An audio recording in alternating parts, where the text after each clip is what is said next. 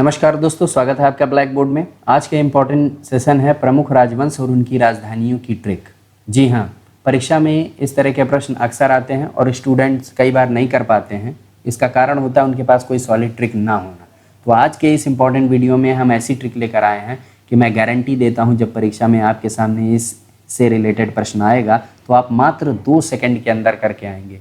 इसलिए मैं चाहता हूँ कि इस पूरे वीडियो को बिना स्किप किए पूरा देखें, अच्छे से देखें और लास्ट में आपके लिए प्रश्न भी हैं, उनको भी ज़रूर करें। तो चलिए बिना किसी देरी के दोस्तों, इस साइड में वंश हैं और इधर उनकी राजधानी।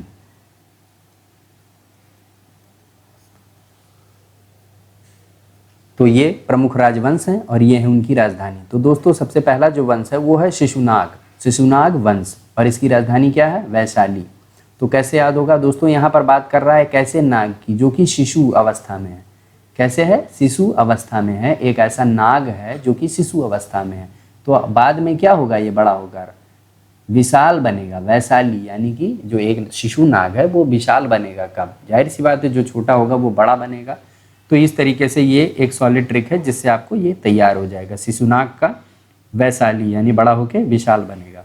चलिए नेक्स्ट देखते हैं हम नंद वंश और इसकी राजधानी क्या है? पाटलिपुत्र। तो दोस्तों कैसे याद होगा? दोस्तों सिंपल है, नंद वंश, नंद के आनंद भये कौन? कृष्ण भगवान। तो पुत्र के रूप में पैदा हुए थे नंद के घर। कौन? भगवान श्री कृष्ण। तो पुत्र के रूप में पैदा उनके घर क्या पाले गए थे? नंद के घर पाले गए थे। कौन? कृष्ण भगवान। तो आपको याद हो जाएगा, नंद से आपको कृष्ण ही याद आएंगे, कृष्ण के पिता ही याद आएंगे।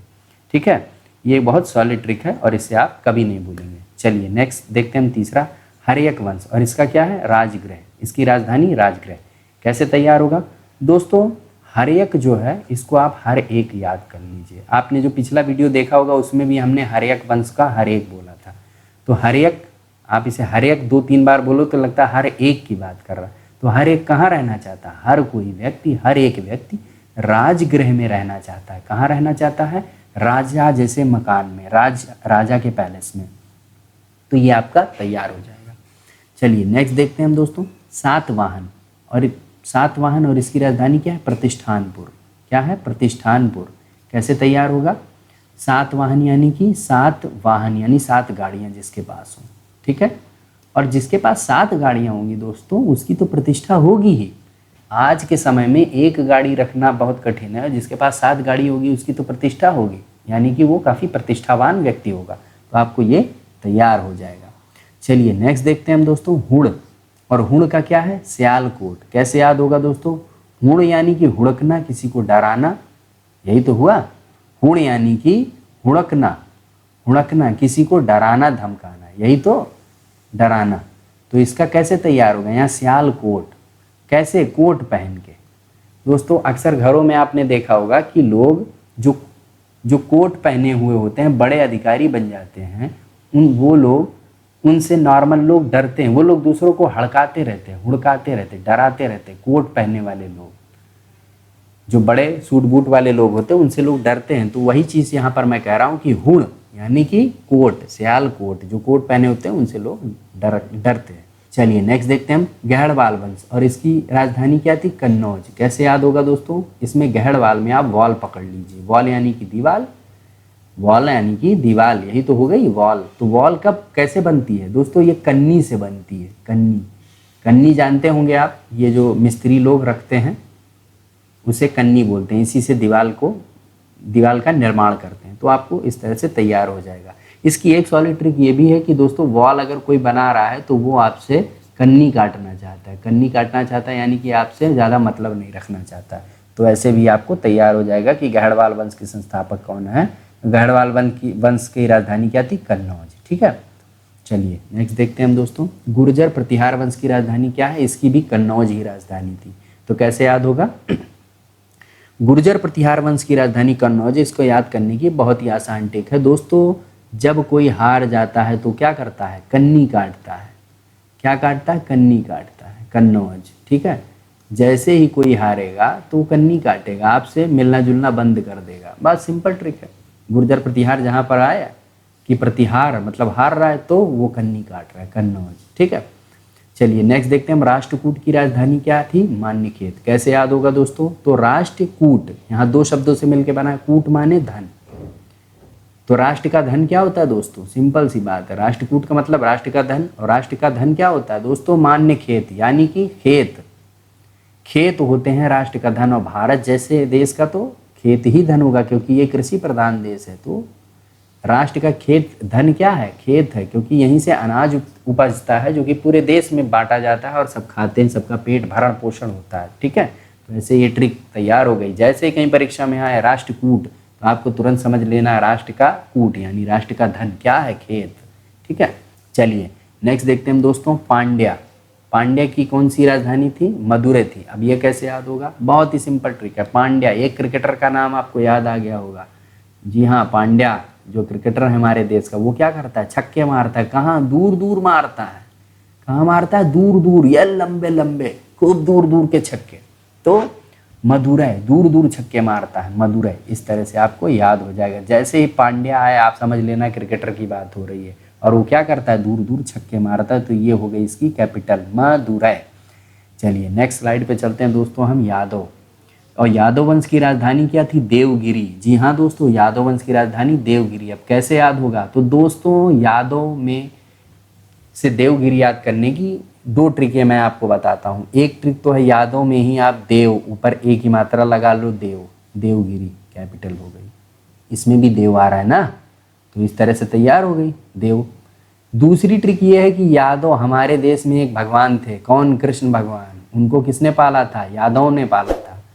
ठीक है, तो वो उन्होंने क्या किया था? वो एक ऐसे देव थे जिन्होंने गिरी उठा लिया था। क्या उठा लिया था? पहाड़ उठा लिया था, पर्वत। भगवान कृष्ण ने। भगवान कृष्ण क्या थे? यादव परिवार से थे, यदुवंशी थे। तो भगवान कृष्ण ने क्या उठाया? उन्होंने देव मतलब जो गिरी था उसको उठा लिया।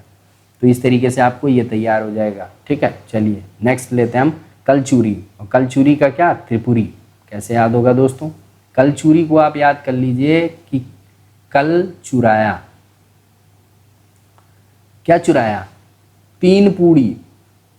तीन पूड़ी, तीन पूड़ी, ये त्रिपुरी, तीन पूड़ी। क्योंकि इस समय दोस्तों क्या चल रहा है? लॉकडाउन चल रहा है, और लॉकडाउन में आदमी पैसा नहीं चुराएगा। इस समय लॉकडाउन में तो सिर्फ खाना पीना ही चुराएगा, क्योंकि इसी की सबसे बड़ी समस्या है। तो क्या चुराएगा? तीन पूड़ी चुराया। ठीक है, ऐसे याद कर सकते हो, या फिर ये भी चुरा सकते हो कि कल चुराया पूरा, पूरा चुरा ले गए सब कुछ। ठीक है, ऐसे भी आप तैयार कर सकते हो। चलिए नेक्स्ट देखते हैं हम, होयसल। होयसल का दोस्तों द्वार समुद्र कैसे तैयार होगा दोस्तों? होयसल को आप होलसेल तैयार कर लो, होलसेल। ये होयसल होलसेल के काफ़ी नज़दीक बैठ रहा है। तो होलसेल का बिजनेस जो करते हैं वो लोग कहाँ से करते हैं? समुद्र के रास्ते करते हैं, शिप के द्वारा करते हैं, समुद्री रास्ते से करते हैं। क्योंकि छोटा मोटा व्यापार समुद्र से नहीं होता, समुद्र से हमेशा होलसेल का ही व्यापार होता है। तो जैसे ही क्वेश्चन आए कि होयसल वंश की राजधानी क्या थी, तो आप होलसेल से याद रखना कि समुद्र से होता है व्यापार, तो इसीलिए द्वार समुद्र। चलिए नेक्स्ट देखते हैं दोस्तों, सालुव वंश। इसकी राजधानी क्या थी? विजयनगर। कैसे तैयार होगा दोस्तों? सालुव, इसको आप तैयार कर सकते हो, ये सॉल्व सॉल्व करोगे तभी क्या होगी? विजय होगी। जब कोई प्रश्न आपके सम्मुख रखा जाएगा और उस प्रश्न को आप सॉल्व कर दोगे तो अब आपकी विजय होगी। ध्यान रहे, तो इस तरीके से आपका ये तैयार हो जाएगा कि सालू वंश की राजधानी क्या थी? विजयनगर थी।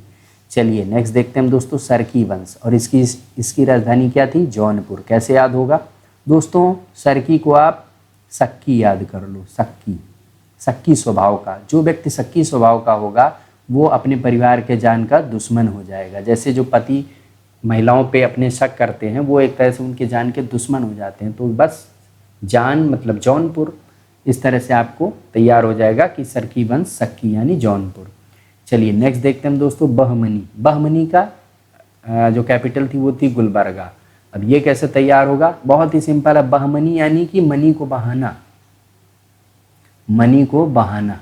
बहमनी का मतलब यही तो हुआ, मनी को बहाना। और कब बहाएगा व्यक्ति? जब गुल खिलाएगा। गुल खिलाने वाले जो लोग होते हैं, गुलछर्रे उड़ाते हैं, गुल खिलाते हैं, ऐसे लोग मनी बहुत बहाते हैं। तो बहमनी जहाँ पे भी आ जाए आप याद कर लो, गुल खिलाना।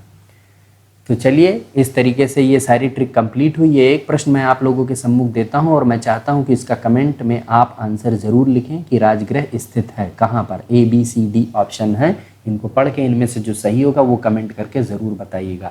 दोस्तों हमने तकरीबन 400 वीडियो इंटरनेट पर अपलोड कर रखे हैं अपने इस चैनल पर, और इस चैनल पे जाके आप सब्सक्राइब करिए, साथ ही साथ प्लेलिस्ट में जाके वो सारे ट्रिक के वीडियो देखिए और हिंदी के भी वीडियो देखिए।